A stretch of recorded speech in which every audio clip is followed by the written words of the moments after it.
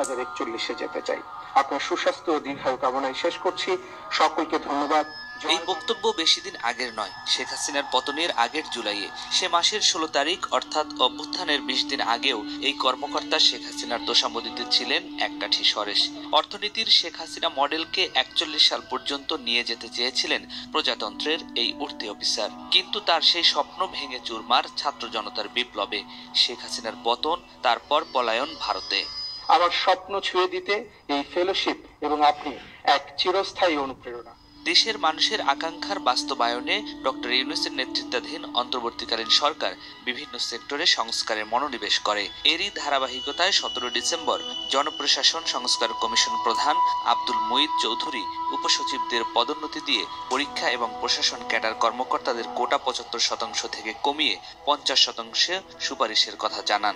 এরপরই তেলে বেগুনে জ্বলে ওঠেন আওয়ামী লীগের সুবিধা নেয়া এসব আমলারা।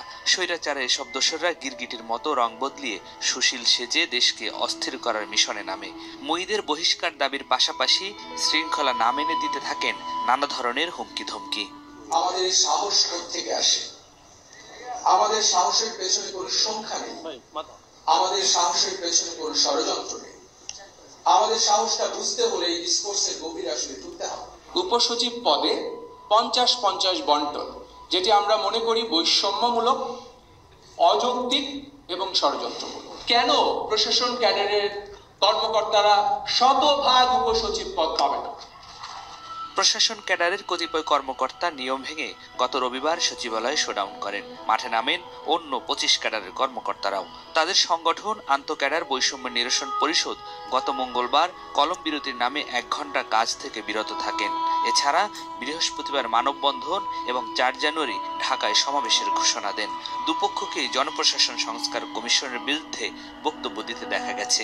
আমরা মনে প্রাণে বিশ্বাস করি এই কোটা জাদুঘরে পাঠানো উচিত। রীতিমতো ব্যানার টানিয়ে সভা করেন প্রশাসন ক্যাডারের বর্তমান ও সাবেক প্রায় 1,500 কর্মকর্তা। প্রজাতন্ত্রের কর্মচারী হয়ে সরকারের প্রতি এমন অবস্থান চাকরিবিধি ও শিষ্টাচারের লঙ্ঘন বলেছেন বিশ্লেষকরা। সরকারি কর্মচারী আচরণ বিধিমালার 30A ধারায় বলা হয়েছে, সরকার বা কর্তৃপক্ষের কোনো আদেশ বা সিদ্ধান্তের বিরুদ্ধে প্রকাশ্যে কোনো রূপ অসন্তোষ বা ক্ষোভ প্রকাশ বা আন্দোলনে কোনো সরকারি কর্মচারী অংশগ্রহণ করবেন না।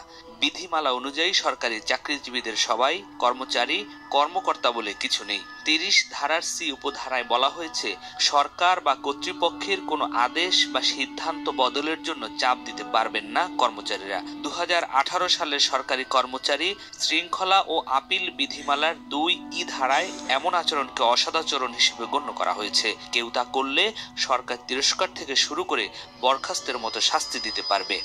আমলাদের বক্তব্য শুনতে পাচ্ছি, তারা এক ধরনের হুমকি দিচ্ছে। আমলাতন্ত্র নির্ভরতাকে কাজে লাগিয়ে ফ্যাসিজম তৈরি করা হয়েছে। যারা এরকম আন্দোলনের নামে চাকরি বিধি লঙ্ঘন করছে তাদের বিরুদ্ধে অবশ্যই ব্যবস্থা নেওয়া হবে। এখন সময় জনগণকে সেবা দেওয়ার, আমাদের যে গণতান্ত্রিক ট্রানজিশনটা সেইটাকে সঠিকভাবে করতে সহায়তা করা। আন্দোলন খেলা কিংবা তাদের গোষ্ঠী স্বার্থে রক্ষার জন্য কিন্তু এত মানুষ জীবন দেয়নি। তাহলে হঠাৎ কেন তারা এতটা অস্বাভাবিক কর্মকাণ্ডে যুক্ত হচ্ছেন? তাদের এমন কার্যক্রমের উদ্দেশ্যই বা কি? তবে কি ক্ষমতাচ্যুত সরকারের প্রতিচ্ছবি হয়ে দেশকে অস্থির করার পায়তারা করছেন তারা? এমন প্রশ্ন এখন জনমনে। অনেকের ধারণা, অন্তর্বর্তীকালীন সরকারকে হঠাতে আওয়ামী লীগের এজেন্ডা নিয়ে মাঠে নেমেছেন আমলারা। বাঙালিকে হাইকোর্ট দেখানোর আসলে দরকার নেই এই ক্ষেত্রে। আমি মনে করি হাইকোর্ট দেখালে শেখ হাসিনার কথা মনে হয়। প্রশাসনের হাত দিয়ে নাকি রাষ্ট্রের সার্বভৌমত্বকে দুর্বল করা হচ্ছে। অনেকের বক্তৃতা, আমি অনেকগুলো বক্তৃতা শোনার চেষ্টা করলাম। কি অ্যাগ্রেসিভ, কি বিভৎস, ভয়ঙ্কর আক্রমণাত্মক ভাষা। দেশের সার্বভৌমত্ব, মানে শেখ হাসিনা যখন দেশের সার্বভৌমত্ব শেষ করে ভারতের কলোনিতে বাংলাদেশকে পরিণত করেছিলেন, কি করেছিলেন আপনারা আসলে তখন একটু শুনতে চাই। গত 1.5 দশকে ক্ষমতার চূড়ান্ত অপব্যবহার করে প্রশাসন যন্ত্র দলীয়করণের নিকৃষ্টতম উদাহরণ তৈরি করেছিলেন স্বৈরাচার শেখ হাসিনা। জনস্বার্থ উপেক্ষা করে আইন প্রণয়ন, উন্নয়ন প্রকল্প গ্রহণ ও বাস্তবায়ন সহ দেশ বিরোধী অনেক সিদ্ধান্তের পেছনে ছিলেন কতিপয় দলবাজ আমলা। আর সেটিকে পুঁজি করে দেশকে ফোকলা করে ফেলেছেন হাসিনার মন্ত্রী, এমপি সহ সুবিধাভোগীরা। অঘোষিতভাবে আমলারা পরিণত হয়েছিল দলীয় বাহিনীতে। পদোন্নতি বা গুরুত্বপূর্ণ পদে পদায়নের ক্ষেত্রে যোগ্যতা নয়, বরং হাসিনা এবং আওয়ামী লীগের অনুগত ও বিশ্বস্ত আমলারাই পেয়েছিলেন অগ্রাধিকার। কমিশন বাণিজ্যের সুবিধা নিতে অনেক ক্ষেত্রে আমলারা নিজের গণ্ডির বাইরে গিয়ে কাজ করেছেন, যা নিয়ে তৎকালীন সরকারের প্রভাবশালী মন্ত্রী তোফায়েল আহমেদও সংসদে ক্ষোভ ঝেড়েছেন। যারা রাজনীতিবিদ, যারা নির্বাচিত প্রতিনিধি, তাদের জন্য নির্ধারিত স্থান যে আছে সেখানে তাদের থাকা উচিত। কারণ আমাদের জেলায় একজন সচিব যাবেন, এটা গ্রহণযোগ্য, আমরা তাকে বরণ করে নেব, ঠিক আছে। এই দলবাজ কর্মকর্তাদের সংখ্যা কত?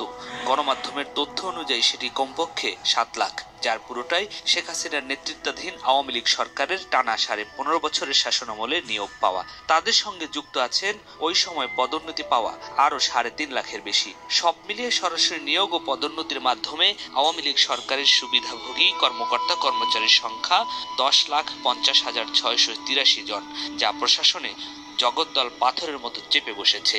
শেখ হাসিনার হাতিয়ার পুরনো আমলাদের সরানো তো যায়নি, বরং বিভিন্ন সংস্থায় নতুন নিয়োগের ক্ষেত্রেও ঢুকে পড়েছে তার বিশ্বস্ত অনেকেই। সংশ্লিষ্টরা বলছেন, প্রশাসনের সংস্কার যত বিলম্বিত হবে, অন্তর্বর্তীকালীন সরকারের জন্য তা ততই ঝুঁকিপূর্ণ হয়ে উঠবে। নিয়াজ মাখদুম, বাংলা ভিশন, ঢাকা।